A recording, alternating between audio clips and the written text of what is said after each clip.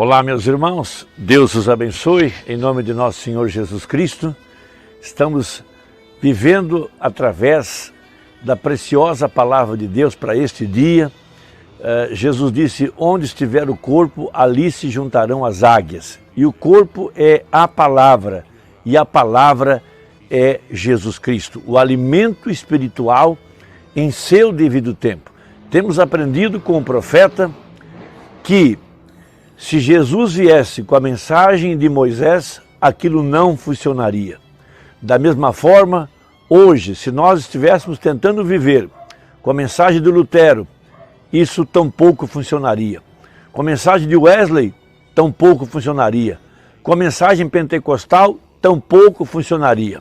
Veja, Deus tem nos dado para esse dia a mensagem que está aperfeiçoando os nossos corações e nos trazendo em condições de sermos transformados de fé em fé e de glória em glória. E como no passado, veja, o alimento espiritual, o maná, estava escondido além do véu, lá dentro da arca, e somente o sacerdote podia tomar uma porção daquele maná e comê-lo. E ele só podia alimentar-se daquele alimento espiritual que o maná simbolizava, atrás do véu, onde estava a vara de Arão, onde estavam as tábuas da lei, sobre o qual, debaixo das asas do querubim, descia a glória de Deus. Veja, ali estava representando a eternidade, ali onde o eleito é chamado para ir além do véu e se alimentar da árvore da vida, se alimentar do maná escondido. Ali está o poder para nos transformar. Temos passado pelo segundo átrio, onde estavam os castiçais, representando as 7 eras da igreja. Então somos chamados para entrar além do véu, onde está a verdadeira vida eterna. A vida eterna não está num sistema religioso. A vida eterna não está numa organização, não está em teologia, não está em interpretações particulares a respeito da palavra. A vida eterna está no alimento espiritual, no seu devido tempo, e que está escondido dos sábios e instruídos, os sábios desse dia, mas está acessível ao verdadeiro eleito, que é chamado para viver do pão da hora. Veja, essa é uma era não denominacional, não é mais uma era pentecostal. Esta é a terceira etapa, é a era da noiva. Veja, somos chamados a entrar à eternidade. Isso é chamado pelo profeta do 8º dia. Veja, também chamado pela festa dos tabernáculos. Evidentemente que não é o milênio. O milênio também é chamado de festa dos tabernáculos. Veja, o milênio já é para um povo que venceu, para um povo que foi arrebatado, para um povo que está agora na festa dos tabernáculos. Veja, com os crentes de todas as eras, com Jesus Cristo, Rei e a Rainha. Mas, no estado espiritual, temos atravessado a festa da expiação do dia 10 do mês 7. E estamos agora na festa dos tabernáculos em nossas almas, entrando já à eternidade, sendo transformados de fé em fé e de glória em glória, alimentando-nos com o pão da vida, com a palavra que está além do véu. Veja, Jesus Cristo, mesmo ontem, hoje e eternamente. Então, o apóstolo São Paulo, escrevendo aos Hebreus no capítulo 10, a partir do verso 19, ele disse, tendo, pois, irmãos, ousadia para entrar no santuário pelo sangue de Jesus, pelo novo e vivo caminho que ele nos consagrou, pelo véu, isto é, pela sua carne. E tendo um grande sacerdote sobre a casa de Deus, esse é Jesus, cheguemos com verdadeiro coração em inteira certeza de fé, tendo os corações purificados, veja, da má consciência e o corpo lavado com água limpa, a lavagem da água pela palavra. Veja, retenhamos firme a confissão da nossa esperança, porque fiel é o que prometeu. O profeta pregou uma importante mensagem intitulada O Desvelar de Deus. E nessa mensagem ele fala a respeito desse lugar, além do véu, aonde a verdadeira igreja é chamada a entrar nessa hora. Veja, para estar na presença de Deus, em comunhão com Jesus Cristo através da sua palavra e vivendo do alimento espiritual em seu devido tempo. Ali onde está o corpo é a palavra. Ali onde nós estamos nos alimentando das promessas para esta hora, das promessas que estão se cumprindo para este dia. E a igreja é chamada. Então tem que haver coragem, tem que haver ousadia para entrar nesse lugar e viver da palavra manifestada. Então ele fala no parágrafo 117, lembrando que no passado, lá no tabernáculo que Moisés construiu, a palavra estava velada, atrás de peles de animais. Veja, e sobre a arca da aliança estavam os querubins, com as suas asas estendidas. E debaixo das asas dos querubins, descia a glória da Shekinah, onde estava o propiciatório, o sangue sobre a palavra, prefigurando de que um dia a palavra sangraria, a palavra ensanguentada. Veja, e ali estava o lugar de misericórdia. Foi esse o lugar que o ladrão da cruz, o da direita, contemplou. Ele contemplou o propiciatório, o lugar de misericórdia. Ele viu a palavra ensanguentada. E ele pôde ir além do véu e se alimentar da palavra que estava escondida, veja, atrás de peles humanas. Os sacerdotes não puderam ver. O homem comum não pôde ver. Mas o eleito foi chamado para chegar-se até o lugar de misericórdia. Ele teve ousadia, como disse Paulo. Cheguemos com ousadia. Ele foi com ousadia. Ele entrou além do véu. Ele foi até onde estava o altar de misericórdia, onde estava o propiciatório, ali na cruz agora, atrás de peles humanas. Veja, e seus pecados foram perdoados. Tão logo ele reconheceu a palavra feita carne. Ele se chegou com confiança. Ele reteve firme a sua confissão. Veja, a despeito do que disse o ladrão da cruz, a despeito do que estavam falando os fariseus e saduceus, ele teve confiança.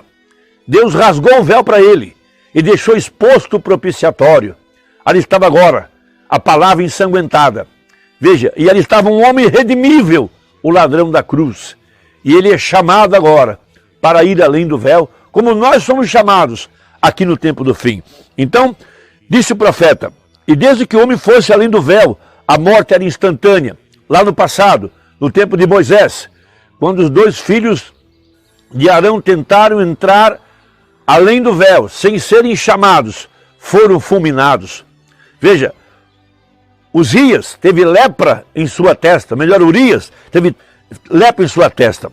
Agora, referindo-se ao dia de hoje agora, para a verdadeira igreja, que já está entrando à eternidade, sendo chamada para entrar além do véu, pelo seu corpo agora, que é a igreja.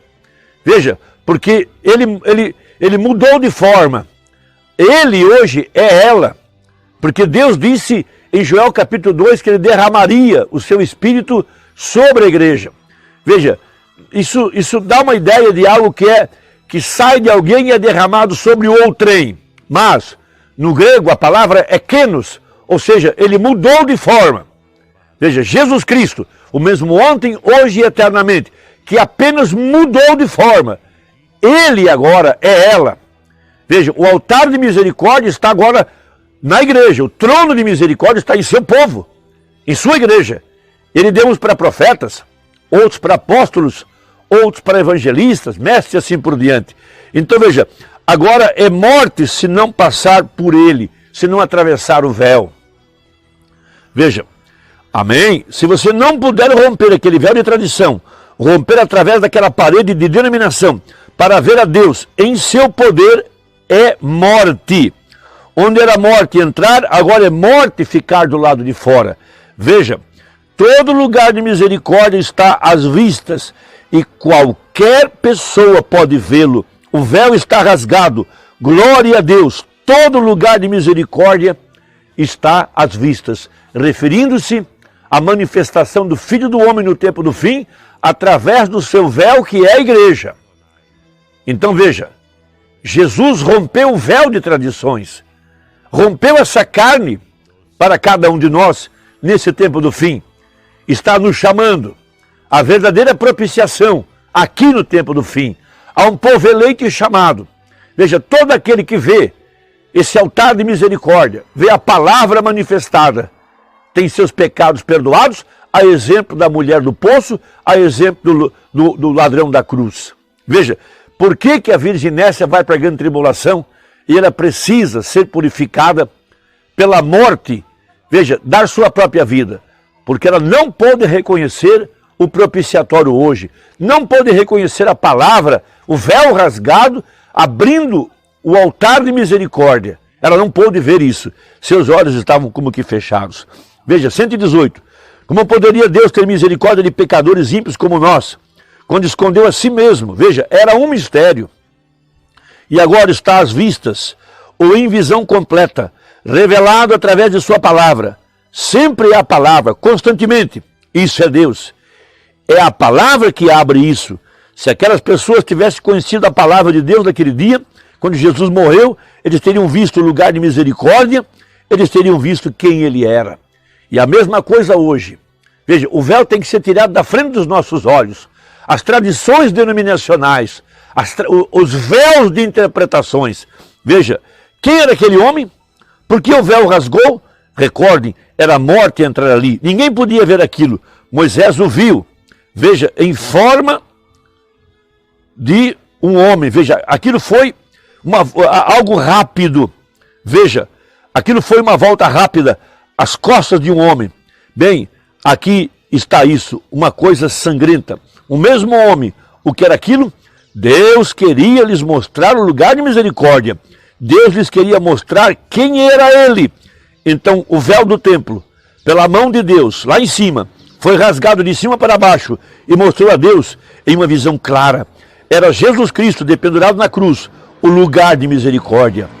E o que era aquilo? As pessoas eram muito cegas para verem aquilo.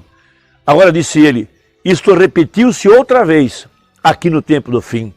Veja lá a Odisseia, cega, o Deus desta era maligna, cegou os entendimentos daqueles que não podem ser redimidos. As tradições, os dogmas, as interpretações cegaram os incrédulos, os religiosos de nosso dia. Não puderam ver a Jesus Cristo em seu tabernáculo, que é a igreja. Jesus mudou de forma. Veja, e ele agora é a igreja, ela agora é ele, o corpo de Cristo. Então ali estava ele velado, atrás da pele humana do seu profeta, e agora está atrás da pele humana, que é a sua igreja. Era um homem ungido, e hoje é um povo ungido. Veja, por isso a Bíblia encerra-se com a voz final, a voz da igreja. O Espírito e a noiva dizem, vem. Ela fala a mesma linguagem dele, ela é ele. Por isso, temos essa tremenda profecia para esta hora. Veja, o véu foi rasgado pelo seu próprio corpo, que é a igreja. Então é preciso confiança, é preciso fé, é preciso coragem para ir além do véu. Veja, o véu foi rasgado. Veja, o véu era apenas um homem. E esse homem está morto, está na sepultura. Mas depois que a palavra foi revelada, ela expôs Jesus Cristo, porque essa mensagem é Jesus, essa mensagem é Deus, e o Verbo se fez carne. E a verdadeira igreja é chamada agora para ir aonde está agora o sangue. A palavra está ensanguentada. Por isso, rejeitar a verdade hoje é morte. Rejeitar a palavra é morte. Rejeitar a manifestação do Filho do Homem é morte. Por isso que a última praga espiritual que cairia sobre a igreja era a morte espiritual, rejeitando a verdade da palavra.